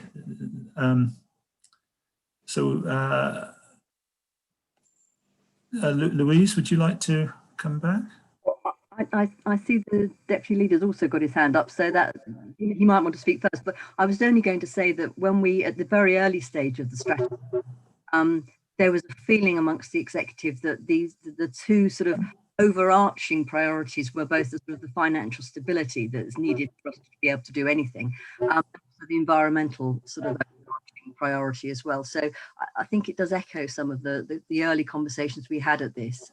So whereas we drew out the financial sustainability as a sort of a underpinning thing, you can see the diagram there. Maybe I'll take back your views, obviously, to the executive, that maybe that this is another one that comes across the whole council. Thank you. Okay, and yeah, Councillor Followes, please join the discussion. Thank you for the indulgence, Chair. I did just want to jump in and say that obviously, because we've got our climate emergency motion, it does mean that issue is front and centre. Whether you agree any particular wording to recommend to the executive as part of your committee discussions today, I've obviously attended all of the ONSs to hear the response to corporate strategy, and the one I've heard from now, I think something in the order of 10 to 15 members, is refinements of the vision statement. So whatever wording you discuss here tonight, I will take that away back to colleagues to have a look at that. And if we can come up with a form of wording that's agreeable to people, obviously it's coming to the formal exec next week. And if we can agree a form of wording, I'll propose an amendment myself to correct that, to update it. Thank you.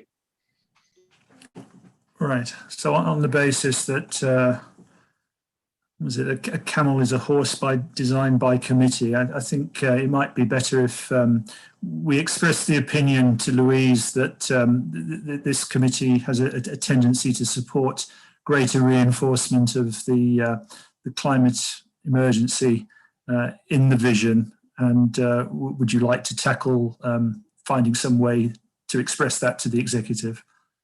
Are people comfortable with that? May I request that Councillor Baker send me her wording as well, just so I've got a copy of it? Chair, if I may, yes. I know that it's rather difficult because it's very bad to draft in committee, but I just felt we couldn't lose the opportunity. It is hugely important.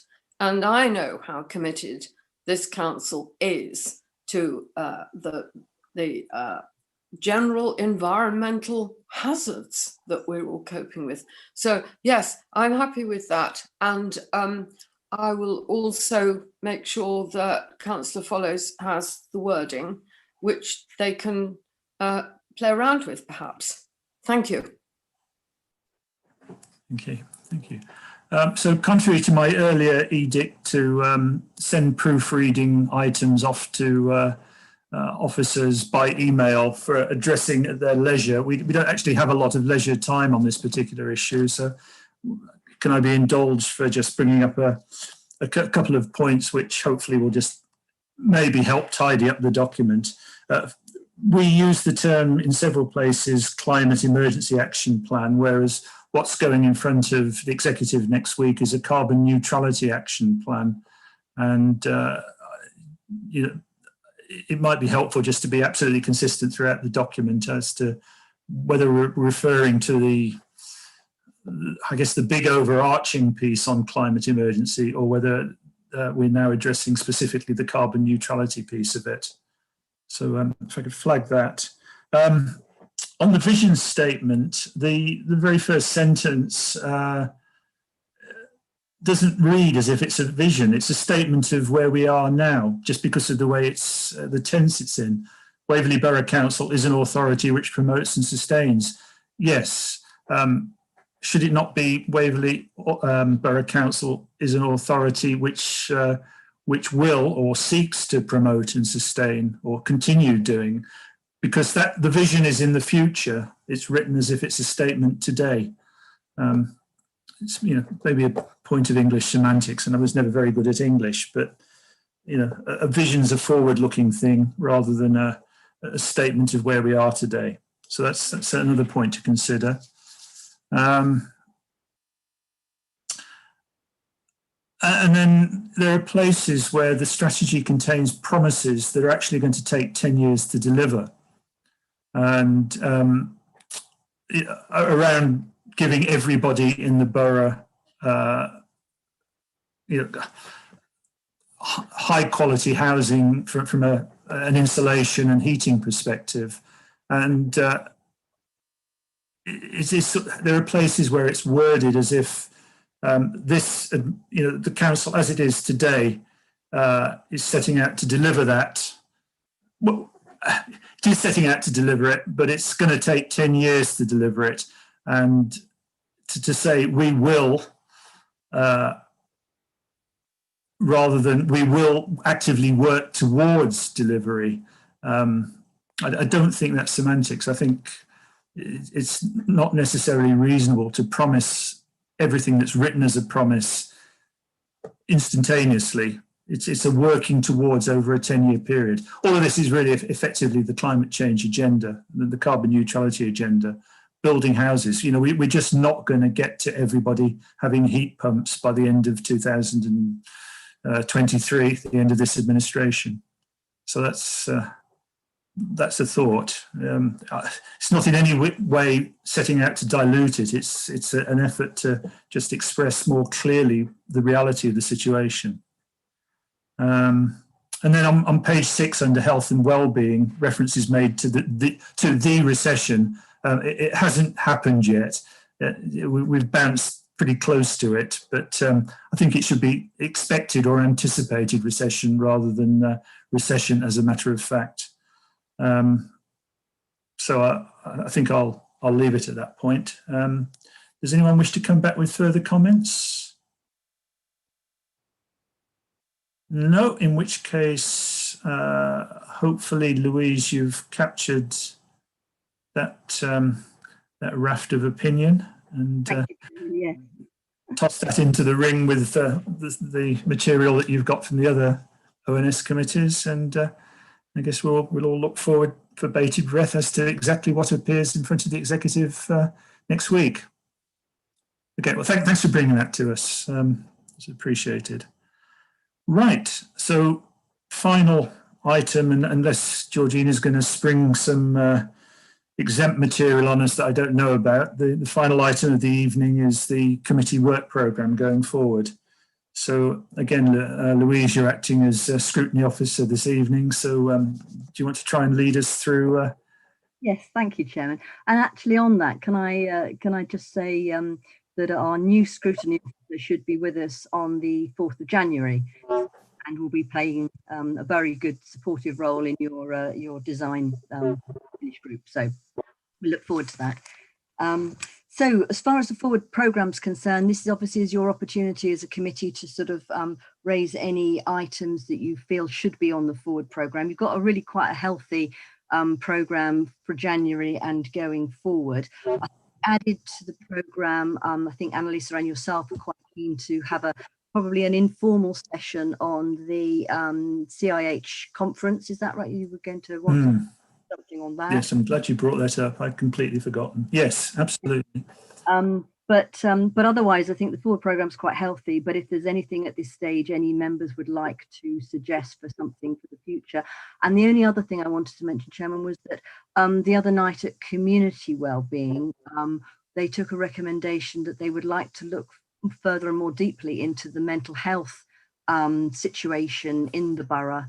To find out a little bit more about what's happening, because they were concerned at particularly it was in connection actually with the Safer Waverley Partnership presentation that they had, and the lack of resource that was being applied by the professionals to some of to the situation there, because just lack of resources really, and they just wanted to know whether that's still the case. And I noticed in your programme we've also got I know is probably aimed more at tenants, but there might be an overlap there. Raising that, you might want to sort of join in with each other's. Yeah, absolutely. Really good point. Annalisa, you've got your hand up.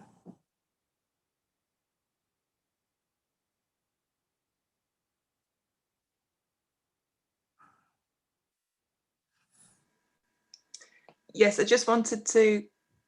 Can you hear me? Mm-hmm. Yes. Yes. Yes.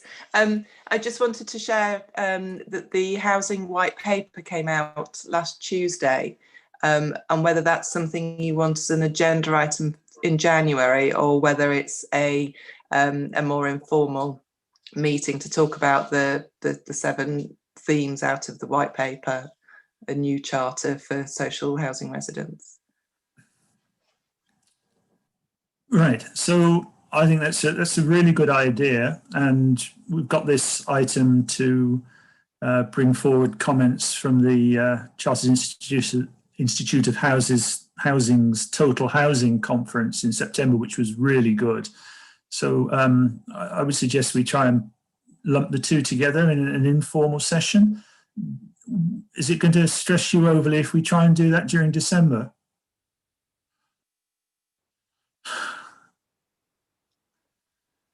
It can be my Christmas gift to you all. Right. So I'll give Georgina an action of pestering both of us to set up a date for an informal daytime session to go through those 2 particular items. And it won't be a 3-line whip item. It'll be by invitation for those who wish to broaden their horizons and knowledge base, if that's okay with everybody. Okay, Councillor Marriott. Thank you, Richard. I've heard that there's discussions about building on land that was in the Hewitt bequest in the trust. Is that something which will be reported on at the January meeting?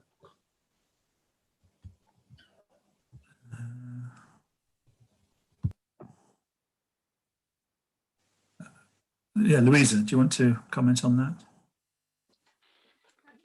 I can do. The paper was taken to executive to in their capacity as the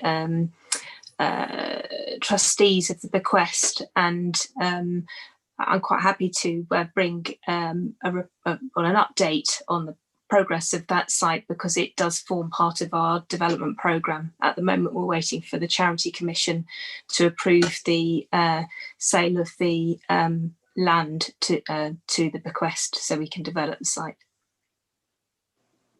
Yes, thank you. I understand that there were conditions on the types of building that could be put on that land. So what you're saying is that's going to be sort of overturned? No, there are, in terms of the conditions of the bequest, there are items which we have to comply with as part of the bequest's use of monies, but it's not on the land, it's on the bequest itself.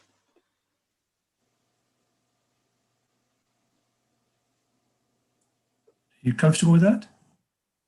Well, I was told that one of the conditions was that the type of building had to be, let's say, a bungalow, a cottage-style bungalow, if any building is put on the land. But I don't know what the details are, so I'm happy to contact you directly and provide you with further information if that would be helpful. Yes, it would be. Thank you very much. Okay. And then it's something that will appear on the update the next time Louisa gives us an update on housing development. Well, we can get more detail at that point as well. Right. Okay. So, January highlights will be the 2021 to 22 work programme and the associated budget, and that will probably occupy very much of the meeting. It's become an annual tradition. But we're also going to take a first look at the new asset management strategy, and it's rapidly coming home to roost to me what an important piece of work that is. Because whereas the housing design standards work is all about building new houses to low carbon standards, the reality is that over the next 10 years, that's still only going to account for about 5% of our housing stock. And sorting out what we've got and working out where to take that is actually a huge challenge for Hugh and his team. So it's going to be interesting to see what we see in January. And that is just an introductory look to the new strategy. Interestingly, that strategy is going to have to involve something around insulation. And we heard earlier in the meeting concern about poorly insulated houses from a noise perspective as well. So, while we've got Hugh in the room, can we just toss that in, that when you're thinking about insulation, it's not just to keep heat from escaping, it's to stop the noise getting out as well. So there's an added challenge that's arrived from our scrutiny work today. As Louise said, we have a fairly full programme coming up, and the one item we haven't closed down is the notion of mental health that was brought up. And I know that's been an important topic for some members of the committee that we're just sort of pushing on from meeting to meeting without getting anywhere. So if when the Community Wellbeing ONS group start to develop that piece of work, I think we'd certainly like to have the opportunity to see the scope and possibly provide some members to join in. And I'm sure Councillor Baker would like to say something on this, because it's certainly been an important item for her. Oh, thank you, Chair. I was just trying to put my hand up, but you've anticipated. Yes. Can I just say, it's hugely important. Please, can we do it? And actually, I suspect that the impact of the pandemic on the mental health of all of us is going to make us so much more aware of how important this is, and maybe make it a bit easier to focus down, because I think when we first talked about this, you were saying it does cover just a huge area of life, really, and it might be a bit difficult to get hold of. But I think the one the one perhaps better thing about the pandemic has been that it will focus us better on mental health. Thank you. Right, okay, so there's an action there to interact with community wellbeing and make sure that we're aware of what they're doing, and potentially an offer to join in should there be an opportunity. Councillor Ellis. Thank you, Chairman. I also would like to express my interest in this particular subject. My work is mainly with one of the day centres in Waverley, and we have 350 plus members of the elderly and the vulnerable members of our community in Cranley and the Cranfold area. But I think all of the day centres have noticed a huge increase in mental health issues amongst the elderly and the vulnerable. And we're all trying to deal with these issues as best we can under lockdown facilities when we're unable to open the centres. But I would like to express my concern about this and a wish to be involved if I could make a valuable contribution. Thank you. Right, it's a very good point, well made. Councillor Keane.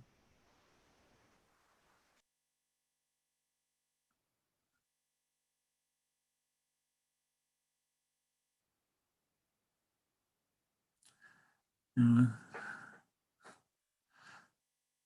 struggling with your mute button.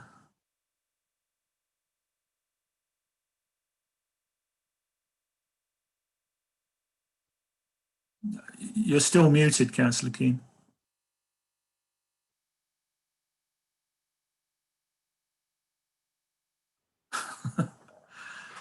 Oh dear.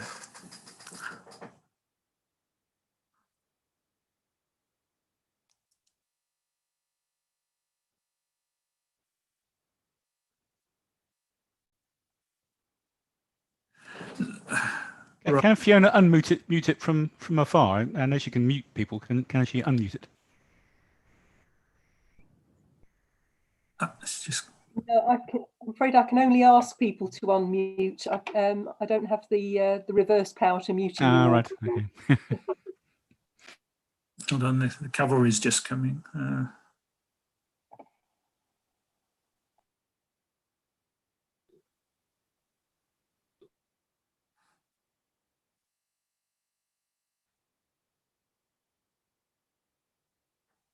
So if we can just ask for your indulgence for maybe one more minute. Clearly must be important if husband is being dragged from the television to sort it out.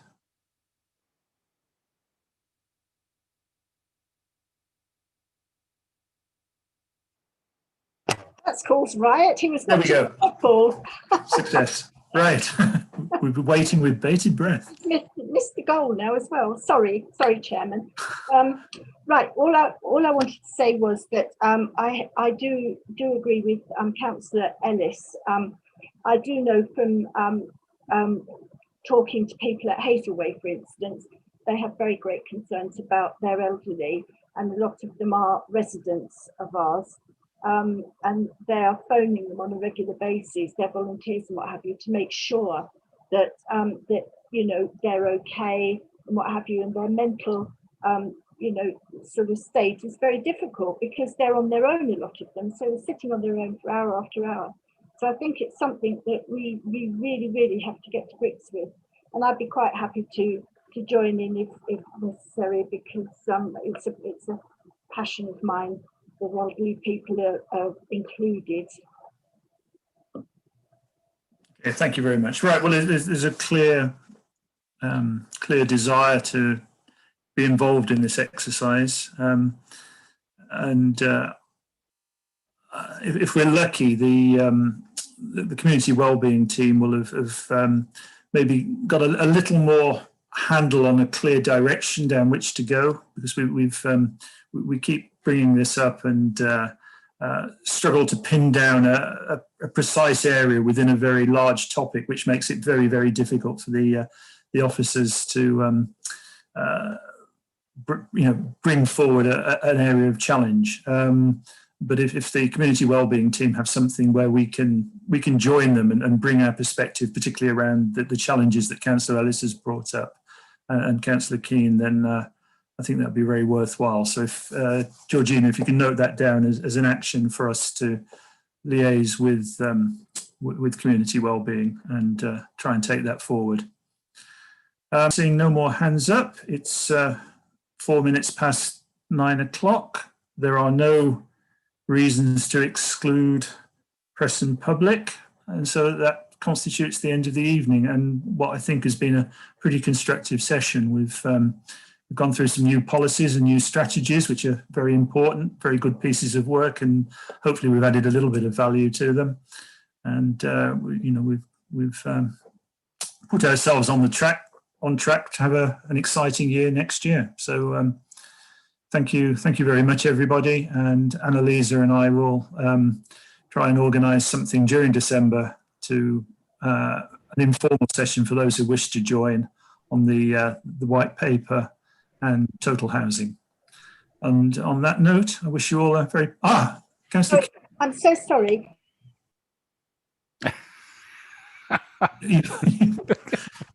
Just put yourself back on mute. I'm off. Yeah, Terry, go ahead, Terry, quickly. Could you please email me because I don't have your email address? Thank you. Good night. Lovely. Thank you very much, everybody. Good meeting. Have a pleasant evening. Good night, Chair. Thank you. Chair.